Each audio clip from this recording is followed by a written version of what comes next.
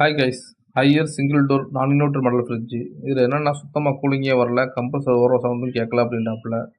அப்போ தெர்மோஸ்டாட்டை திருக்கி பார்த்தா தெர்மோஸ்டாட் வந்து வேலை செய்கிற மாதிரி தெரியலை. அதனால் தெர்மோஸ்டாட்டை கழட்டி செக் பண்ணிடுவோம் அப்படின்னு சொல்லிட்டு தெர்மோஸ்டாட்டை ஃபஸ்ட்டு கழட்டுவோம். அதாவது என்னன்னா தெர்மோஸ்டாட்டில் வந்து 2 ஒயர் வரும். அது வந்து நம்ம சுவிட்ச் மாதிரி தான் ஃபங்க்ஷன் ஆகும்.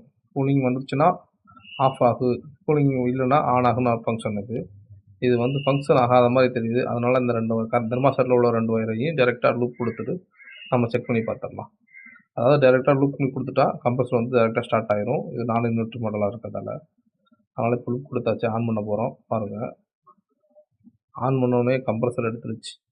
0.63 ஆம்பியர் கம்ப்ரஸர் எடுத்து ஓடுது, கூலிங்கும் வருது. அப்போ இதில் வந்து ஃப்ரிட்ஜில் வந்து கம்ப்ரஸரோ எதுவும் பிரச்சனை இல்லை, தெர்மோஸ்டாட் மட்டும் கொஞ்சம் தான் பிரச்சனை.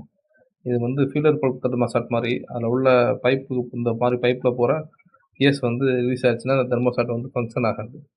அவங்க ஏதோ க்ளீன் பண்ணணும் அப்படின்னு சொன்னாங்க, அதனால் கேஸு போயிடுச்சு மேலே. அதனால் அந்த தெர்மோஸ்டாட்டை வந்து மாற்றியாச்சு. சேம் தெர்மோஸ்டாட் வந்து மாற்றியாச்சு.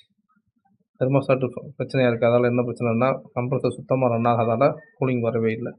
தெர்மோஸ்டாட்டு தான் கம்ப்ளைண்ட்டு. ரீப்ளேஸ் பண்ண பிறகு இப்போ ஃப்ரிட்ஜ் நல்லா ஓடுது, கூலிங்கும் வருது.